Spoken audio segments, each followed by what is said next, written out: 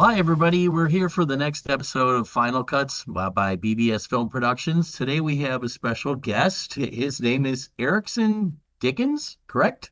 That is correct. Yes, sir. Yes, he is the owner of Platinum Peak Video Productions. Would you say that?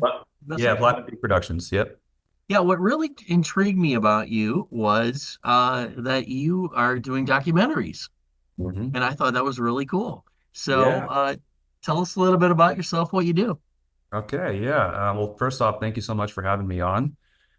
So my brother and I, we started our production company way back in college around 2017. We were in school together in San Luis Obispo, California, and we got back into our childhood love of filmmaking, and we wanted to make a career out of it. And so one thing led to another. Long story short, we started getting any job we could, doing free work, just anything to build a portfolio, right? And Yeah. we were self-taught, so a lot of YouTube videos, a lot of learn by doing, a lot of trial and error.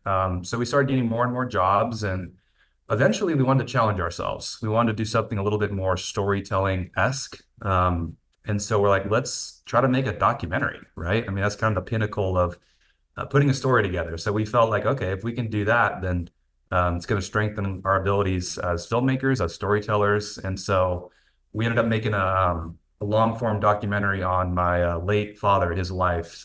He passed away when we were kids. And so we want to do something close to home. And long story short, we ended up about a year and a half long process of putting together a 80-minute documentary, interviewed, gosh, probably 40 people or so. And yeah, that kind of was the start of how we really got into documentary filmmaking. I could totally relate to that. In our business, we're a video production company, primarily short corporate videos, but we dabbled and developed one documentary.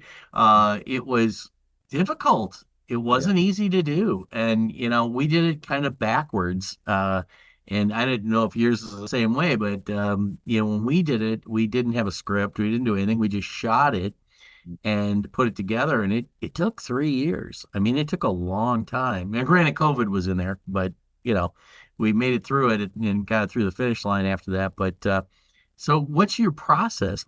How did did you do the same kind of thing with the first one, or was it more scripted or Oh man, so that's the thing about documentaries is you can always have like an outline, a storyboard, but you never really quite know what you're gonna get when you actually go in there and shoot it. So when we first did that one, no, we didn't really have much of a plan. We had the general structure of what we wanted to get, um, but we learned from that, right? And as we went, we started to develop our process more and more. Eventually, we started to like break it down in terms of the seven different storytelling pillars, as we call them, exploring the history, exploring the process of the person, the passion of the person, the obstacles that they've gone through, the successes, their impact, and then their future goals, future aspirations. And that's a little bit more centered towards individuals, or companies, so be it. But that's kind of the structure that we have carried on since developing it a little bit more. right? Um, but no, that's the cool thing about documentaries. There's so many different pieces, and then putting them all together to create something coherent and congruent while also being informative and emotionally engaging at the same time. We just love the process and we fell in love with it. That's cool. I as we talked before about this, but I equate it to a large jigsaw puzzle. Yeah, that's Once you get everything shot, you're sitting there with all this footage, and you go, "Oh my God, how am I going to make this all make sense?" yeah, it You could be a know? little overwhelming. Yeah. Yeah. But yeah, exactly. So, to be honest with you, if I had another one come in the door, I don't know if I could charge enough to make it worth my while, Yeah. to do it because this is how do you bill for 3 years worth of time? But the fact that you have got it down to more of a science now, that makes a big, big difference. Yeah. Yeah. In doing that. So tell us the type of clients that you'd like to get for the documentaries. So doing that film for my dad, we Mhm. titled it His Legacy. And we started to think, okay, we had this idea about maybe doing this for other people as well. And Yeah. we ended up calling it legacy documentaries. So Okay. telling stories about people with significant stories who want to kind of cement their footprint on Earth. They can still be alive, or maybe they passed on, like my dad, for example. But we started to really trying to find people with significant stories who care a lot about their legacy being preserved for future generations. So maybe they're their kids, their grandkids. That way, years from now, they can watch something and then see what their grandpa or their grandma was all about, learning from Great them. idea. Yeah. So we worked with family foundations. Just got a job right now, actually, with a family foundation out of Texas. We've done some for just businesses, entrepreneurs, basically people who really want to have a platform for their voice and evoke a sense of change or just you know wisdom. They want to evoke a sense of wisdom on future generations. So we've worked with a wide range of clients. So primarily it seems like maybe like individuals versus like companies, or is that something you've also thought about getting involved So with? primarily it was individuals at first, but Mhm. then we started to think like, okay, we shouldn't limit this to just people. I mean, companies can be, they can use this as well. And for companies, they can actually use it a little bit more in terms of marketing or sales initiatives. Maybe it's investor attraction, whatever it might Yeah. be. Um, and then that, we've learned to kind of tweak the overall deliverable as well. We've learned that if this is more about an individual and they want to more so keep it in the family or just more so share it with their loved ones, then they're more apt to want to like a 2 hour documentary because they're going to watch it, right? Yeah. Whereas companies, they are a little bit more inclined to use the content for social medias, et cetera. So therefore, the content is in shorter, normally like shorter spliced up deliverables or something that's more digestible, right? So they can use it, Yeah. repurpose it easier. So yeah, companies, we've been targeting actually businesses who are coming up on significant milestones, so like their 25th anniversary, 50th anniversary. Yeah. We were talking to one for a while, coming up on their hundredth. Didn't go through, but yeah, businesses can definitely use these as well. Very interesting. Yeah, there was a group over here that was doing that. She ended up retiring, but she had a pretty good business. It was primarily working with individuals that wanted the legacy of, I don't know, I don't think it was called legacy, but it was something like that, Sure. where they would reach out to somebody, they would actually interview the person, Mhm. and then they would write the doc. It was shorter though. It was only like maybe a half hour, you know. Yeah. So it was interesting that there's not a lot of people doing that. I think it's a really cool idea. Yeah, So. I think there's like an intrinsic desire for it. I feel like a lot of people, and like you said, a lot of people don't really like think about it, but it is a great way. Right. It's a great medium to be able to preserve how you want to be remembered. So Yeah, yeah, no, that's very cool. Very cool. So, from a standpoint of the future of what you're doing, where do you see yourself going with this 5 years I'm from now? Yeah, no, we'd love to just realistically just have a very full pipeline and be able to do this. Just we do our agency full time, obviously, but the documentaries that we get, um, we don't get as many as we do coming in for like sales videos or marketing videos, recruitment videos, that type of stuff. So ideally, within 5 years, we want to be a little bit less on the agency side of things and Mm. more full on emphasis on the legacy documentaries because that's really our passion. And, yeah, we're storytellers at heart. So if we Yeah, can get the privilege to be able to take on the responsibility of preserving people's legacies, that's fulfilling for me. So, sure. Sure. yeah. So tell us a little bit more about your agency and what you guys are doing with like companies, for example. Yeah, for sure. So when we started off, we were just kind of like, we don't really know what we were doing, but long story short, we kind of honed in on the three main pillars in every business essentially is their marketing team, sales teams, and their people operations. So like their internal stuff, recruitment, training videos, that kind of stuff. So we really niche down on those. And lately, for the past few years, we've been servicing a lot of wealth management companies, attorneys. Oftentimes, they'll apply the videos that we use for like their digital sales funnels. So it allows us a pretty constant stream of work because oftentimes there are a lot of videos involved in digital sales funnels, Yeah. cold ads, behavioral retargeting videos, case study videos, that type of stuff as well. Hmm. Um, we want to make sure that we're providing more than just a flashy, sexy video to put on somebody's website. We're more so inclined to work with a client who has a specific problem. We can help them identify that problem, but then, okay, how do we actually leverage a video to help that problem and Yeah. give them results, help them see results as well? So a little bit more measurable. Interesting. Okay. So you're on the other side of the country. Tell us about how everything is working. You're in California? I'm in California. Yes. Okay. How is business there and how do you get business? Really? Business is good, but honestly, we travel a lot. We travel out of state a lot as well, especially for the agency jobs and the documentary as well that I mentioned is out in Texas. We'll be flying out to Fort Worth at the end of April. But we do a lot of email outreach, honestly, email campaigns. Those seem to work. We're able to scrape certain data and then Hmm. we have campaigns going right now. We're also partnered with a digital marketing agency as well. So they'll sometimes get the clients, and then if the clients need videos, then they come to us. We supply the videos for the sales funnels and whatnot, while they do the majority of like the ad buying, script writing, or copywriting. Hmm. But it kind of varies. But we function off of referrals alone for a while as well. You know, you can't Nice. ever underestimate referrals, but eventually, you got to do a little bit more than that as well. So, Oh yeah, yeah. it's more saturated in California, right? This, like, LA is Is it? here and all that. So, Yeah, um, yeah. I'm just curious how that works because here in the West, our side of the country, you see, California, a lot of, there's hurting and there's not hurting. You don't know what's going on, with the economy. We hear different things all over the place, and but I think it's throughout the whole country. We're all having the same issues, yeah. to deal with getting new business and things of that Yeah. nature. What about you? How do you normally get business? Well, in our world, we do a lot of LinkedIn. LinkedIn is probably the 99% of what we do. And Yeah, just a direct outreach with small videos and maybe like um, one line of copy. Here's something interesting for your industry.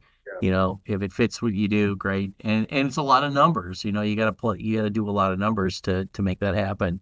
sure. Um, Yeah, and referrals are nice, and I love to get them. And we find the hardest problem is just because I've been in this business so long is keeping track of everything that you've got going out there.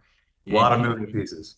a lot of moving pieces, and that's one thing about documentary. It just for me, it sucked up a lot of our time. It was very difficult to. If it ours was for a very prominent individual, and I was kind of partnering with him to do it, so it was more of an investment for us. But I put 200 hours into it, and Easily, I bet. Yeah.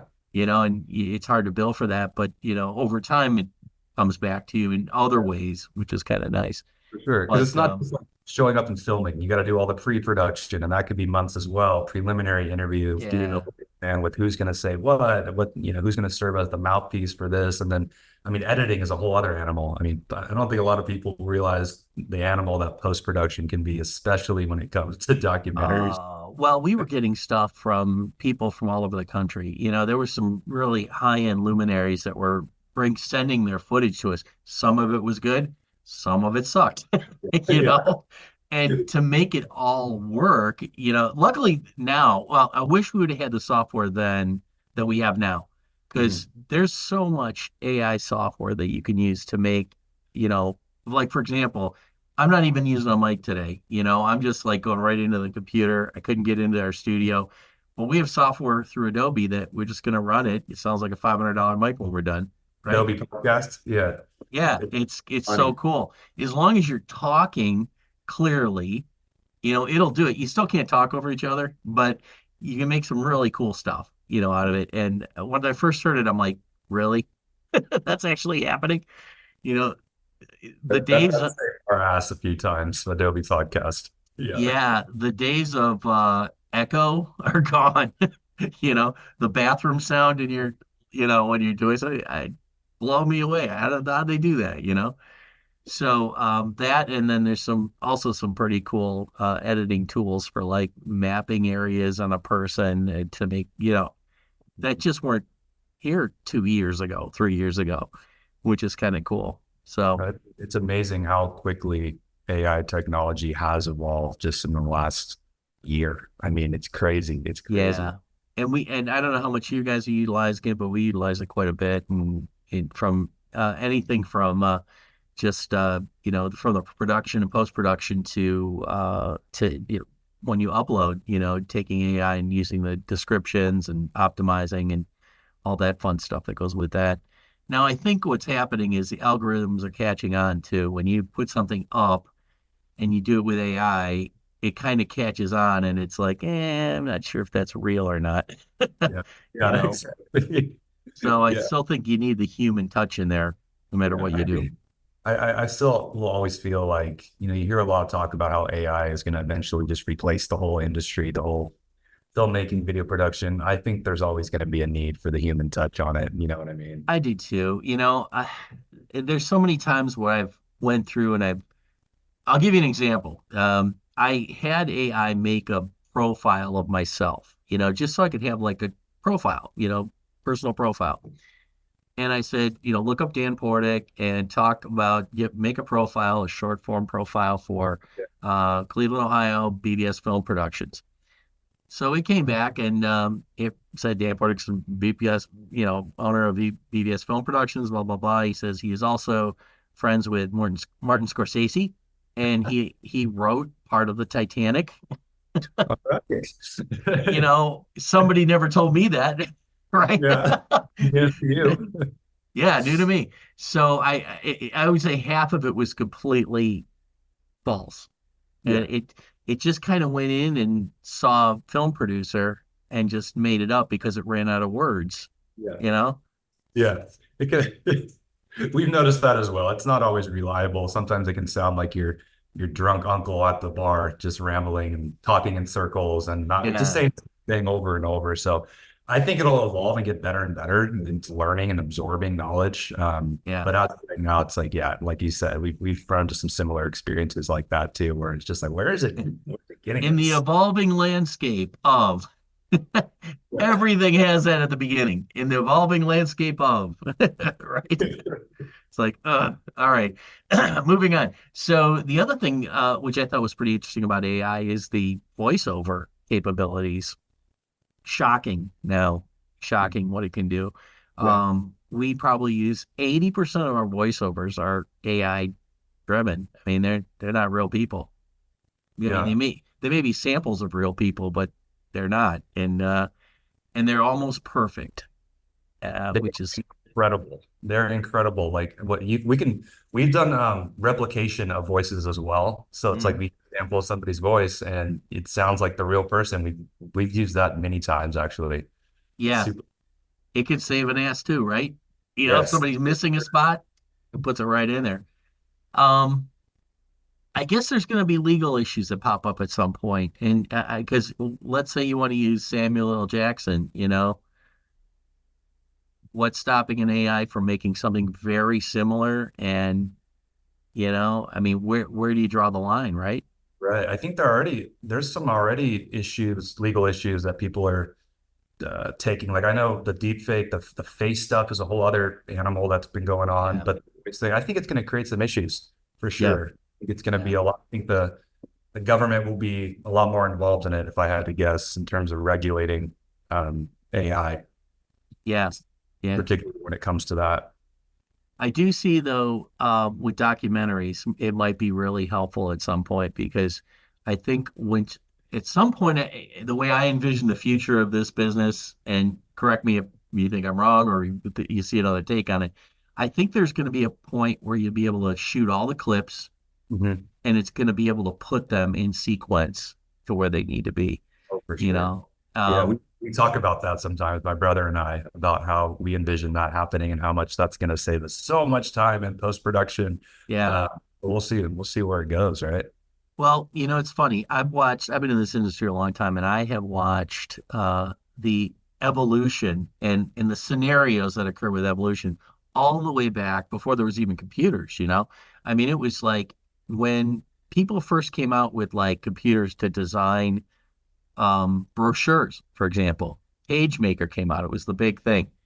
Everybody and their brother was a page maker expert, you Yeah. know, and they all came out, they all sucked, and they all slowly got better and they weeded down to the good ones. And then Yeah. some companies shot up, most of them died. This went through everything. I mean, the evolution continued to go through. Right now, everybody's an AI expert and they're all putting these programs out, they're training, but it's a whole new world now. Now it's moving so fast that cycle is like days now when it used to be a, a year, it's now days to see that evolution. Very interesting to see what happens next, right? And I feel like it's kind of universal across industries as well. Like I read something Mark Cuban said the other day about it's one thing to just be familiar with AI, but at this point, you can't just be the CEO and depend on your guys just kind of figuring it out and them kind of telling you, okay, yeah, this, and that. But you Yeah. actually have a fundamental understanding of what it can do, where it can take you, um, because regardless, you're just going to fall behind if not, Yeah. regardless. So, And it'll be yeah, that's exactly right. And I've seen that in industries where, people, they would be in it. I'm talking to them one day, next day they're gone. They're not even in business anymore. And it happens that fast, you don't even realize it. And some of them are just like watching it happening in like slow motion. And you just go, oh my God, I can't believe they're actually just watching it and not doing anything about it. So crazy stuff. totally. Huh. Interesting. So, somebody that's just wanting to get into this industry, what would you tell them? Man, be prepared to eat shit. No. Uh, Okay. yeah, no. Just be prepared for like if you're going to start off, like don't be afraid to try anything and everything, right? Don't be afraid to fail. Get your hands on anything you can, and that's how you start to develop your process. That's how you figure out what works, what doesn't work. And don't be afraid to do free work as well in the beginning to build your portfolio. Um, and just like for me and my brother, it's like we didn't really know what we were doing. We just learned by doing. Educate yourself, be constantly Yeah. educating, well, be constantly learning. Because like our conversation we just had, it's like stuff changes so quickly. You can't just rely on your old way of doing things. You have to Yeah. constantly be adapting and evolving. Um, and So just true. embrace it. Yeah, embrace it, have fun with it.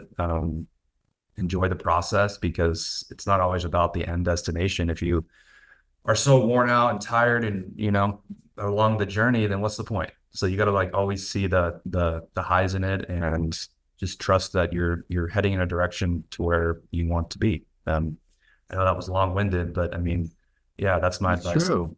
Yeah. You're absolutely right. And people, I think there's too many people out there now that just worry every day about everything, and they don't see what the gifts that they have in front of them, right? I mean, we're all 6 feet above the ground right now. We're able to do things, and help people. And, for the most part, everybody always has problems, sure, but you kind of focus on the good stuff. Right. Life's a blessing, and I think we too often take it for granted, right? One day Oh, we yeah. wake up, then so just Yeah. making the most out of what we have. And I don't know, that falls into the whole legacy conversation as well. Just like what can we do today that's gonna put us one step closer to building the legacy that we envision for ourselves. So that's kind of Very my good. outlook on life. And I fail often, but every day that's the mentality that I try to keep. Very good. Very good. Well, sir, I appreciate you coming on our show and telling us about what you do. So, how can people find you? And if they want to do a documentary or a legacy on one of their family members, what's the process of reaching you? Yeah, for sure. There's a various ways to reach me. I'm pretty accessible. You can find me at my email, Erickson at Platinum Peak. You can reach out to us on our website, which is dickensbrothers.com, or That'll our be down here. what's up? That'll be down there. Yeah, okay, cool. Uh, Dickensbrothers.com. That one's the documentary one. And then if you want to reach us at our agency site, that would be platinumpeak.com. But yeah, those are the three main ways if somebody wants to reach out. And if anyone is listening to this and has any questions, if they're interested in a documentary being made about them, simply reach out. If you just are interested in filmmaking or you're starting out, yeah, please don't hesitate to reach out. I always love to talk about filmmaking in general and storytelling. So yeah. Outstanding. Well, thanks for being on our show, and everybody, we'll look forward to seeing you in our next episode. Awesome. Thanks for having me. Great. Bye-bye.